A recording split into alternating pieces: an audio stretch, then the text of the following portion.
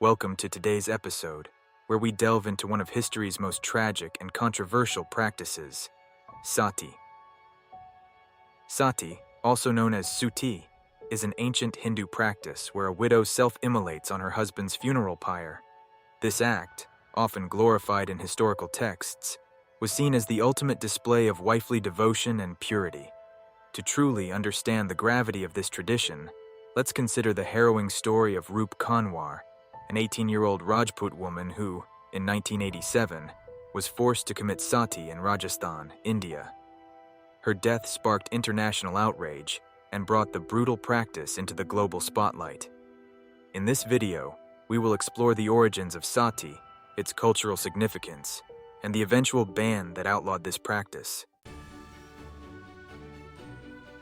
To truly grasp the gravity of sati, we must delve into its origins and historical context.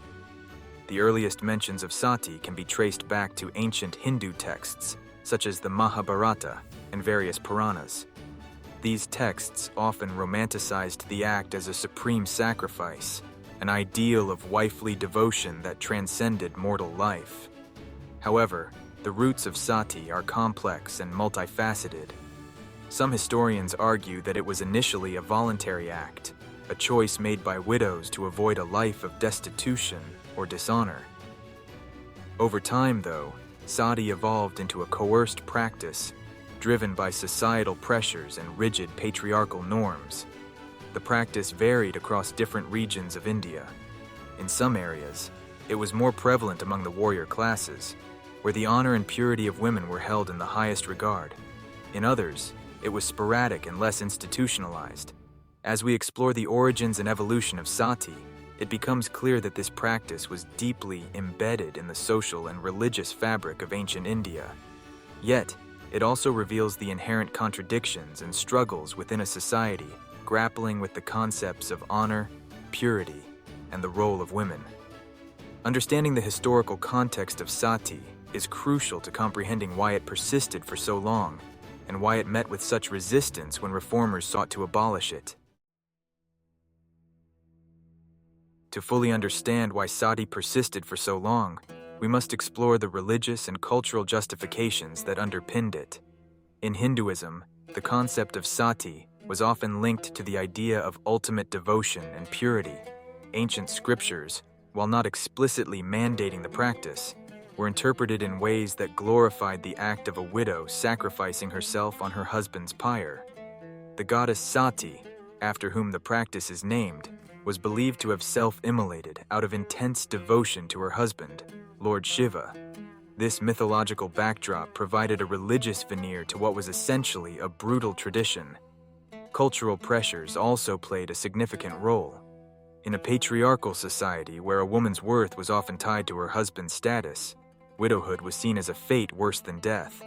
Widows were stigmatized, marginalized, and often subjected to abject poverty.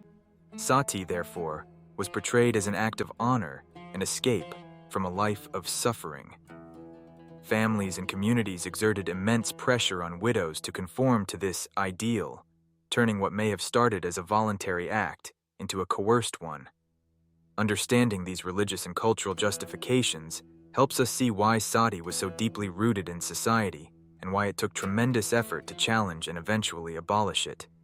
As we continue, we will uncover the dark realities of this practice and the heroic efforts of those who fought against it. To truly comprehend the grim reality of sati, we must first explore the devastating impact it had on the widows who were its victims. In traditional Indian society, a widow's social standing was drastically diminished the moment her husband passed away.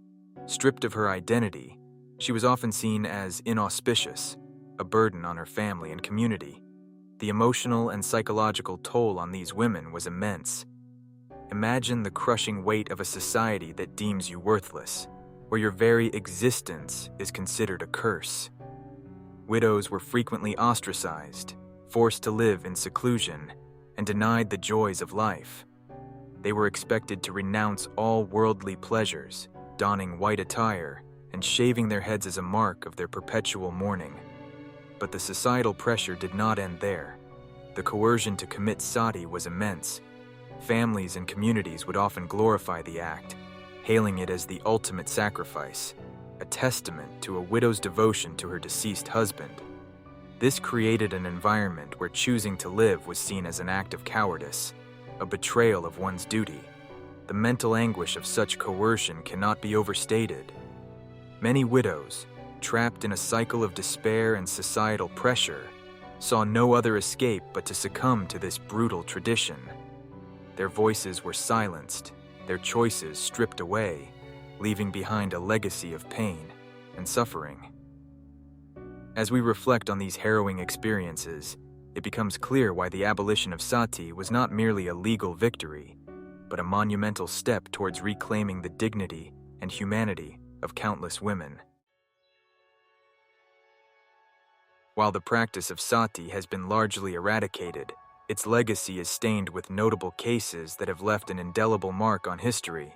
One of the most infamous incidents occurred in 1987, involving an 18-year-old woman named Roop Kanwar. Roop, a newlywed bride, was coerced into committing sati on her husband's pyre in the village of Deorala, Rajasthan. This tragic event shocked the nation and reignited the debate over the remnants of this brutal tradition in modern India. The case of Roop Kanwar brought to light the deep-seated cultural and societal pressures that still existed, despite the legal ban on sati. Eyewitnesses claimed that Roop was forced by her in-laws and villagers, while others argued that she willingly sacrificed herself. The controversy surrounding her death led to widespread protests, legal battles, and renewed calls for stricter enforcement of anti-sati laws.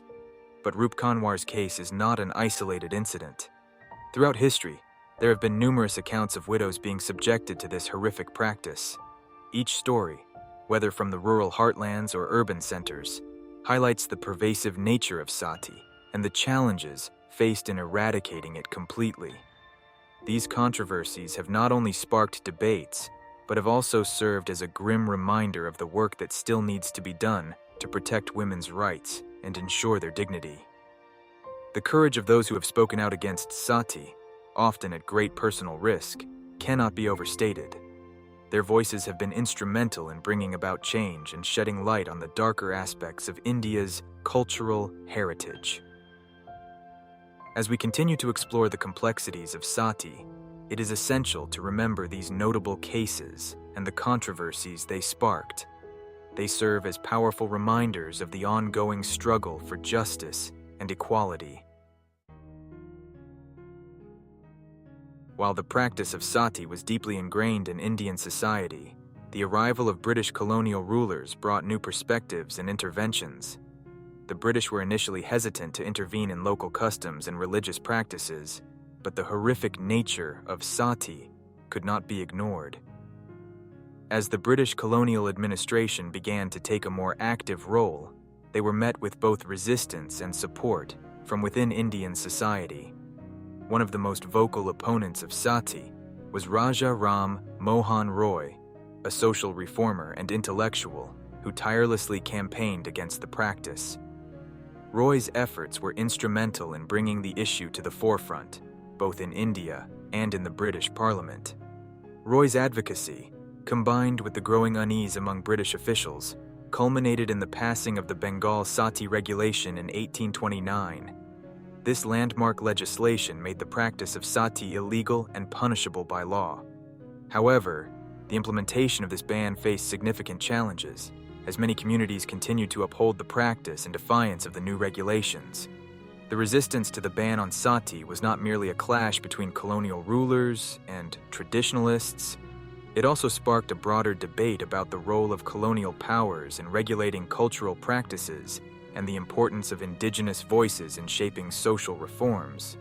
The abolition of sati marked a significant step forward in the fight for women's rights and social justice in India.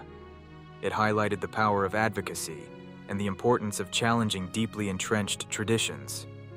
The courageous efforts of reformers like Raja Ram Mohan Roy, who risked their lives and reputations to bring about change, remain a testament to the enduring struggle for equality and human dignity.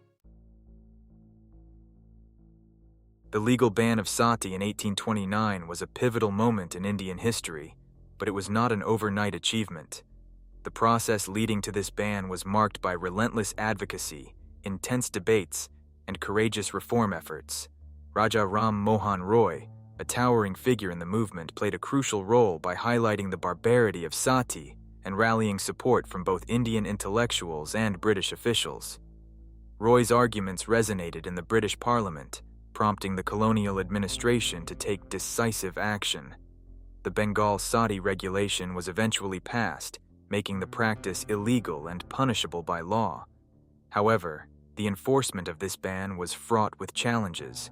Many communities, deeply rooted in tradition, continued to uphold sati in defiance of the new regulations. The British authorities had to deploy both legal and military means to ensure compliance, often facing fierce resistance. The effects of the ban on Indian society were profound. On one hand, it marked a significant step forward in the fight for women's rights and social justice. The abolition of sati saved countless lives and set a precedent for challenging other oppressive practices. On the other hand, the ban also sparked a broader debate about the role of colonial powers in regulating cultural practices and the importance of indigenous voices in shaping social reforms. The aftermath of the ban saw a gradual but steady decline in the practice of sati. Reformers continued to work tirelessly to educate the public and promote gender equality. The courageous efforts of individuals like Raja Ram Mohan Roy, who risked their lives and reputations to bring about change, remain a testament to the enduring struggle for equality and human dignity. Despite the legal ban and the efforts of numerous reformers, the legacy of sati continues to cast a shadow over modern India. While the practice itself has been eradicated, its symbolic and cultural remnants persist in various forms. In some rural areas, widows still face social ostracism and are often deemed inauspicious. The stigma attached to widowhood can lead to isolation, economic hardship, and limited opportunities for remarriage. These attitudes, though not as extreme as the practice of sati, echo its underlying principles of gender inequality and the devaluation of women's lives. Modern rituals and mindsets sometimes reflect the remnants of this dark tradition. For instance, in certain communities, widows are expected to relinquish colorful attire and jewelry, adhering to a life of austerity. This enforced modesty serves as a constant reminder of their loss and societal expectations. Nevertheless, there has been significant progress. Increased awareness and education have fostered a more inclusive environment for widows. Organizations and activists continue to work towards eradicating the stigma, advocating for the rights and dignity of these women. The legacy of sati, therefore, serves as a crucial reminder of the ongoing struggle for gender equality in India. It underscores the need to challenge deeply ingrained cultural norms and to promote a society where all individuals, regardless of their marital status, can live with dignity and respect. As we reflect on the tragic tale of sati, it is imperative to understand the profound impact it has had on India's socio-cultural landscape. This historical practice, rooted in deeply ingrained gender biases, serves as a stark reminder of the struggles faced by women throughout the ages.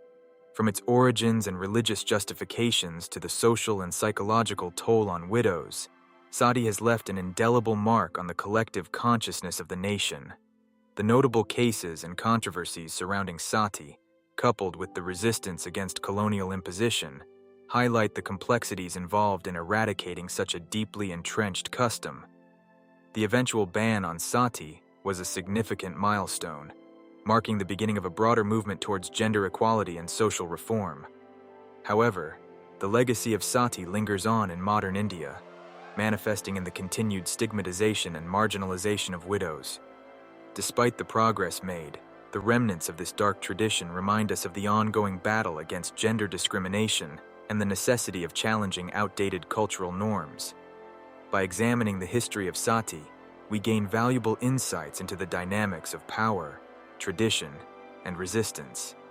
It underscores the importance of education, awareness, and activism in fostering a more inclusive and equitable society. The lessons from the past compel us to honor the courage of those who fought against sati and to continue striving for a world where every individual, regardless of gender or marital status, can live with dignity and respect. As we conclude this exploration, let us carry forward the lessons learned and commit to building a future that upholds the principles of equality and justice for all.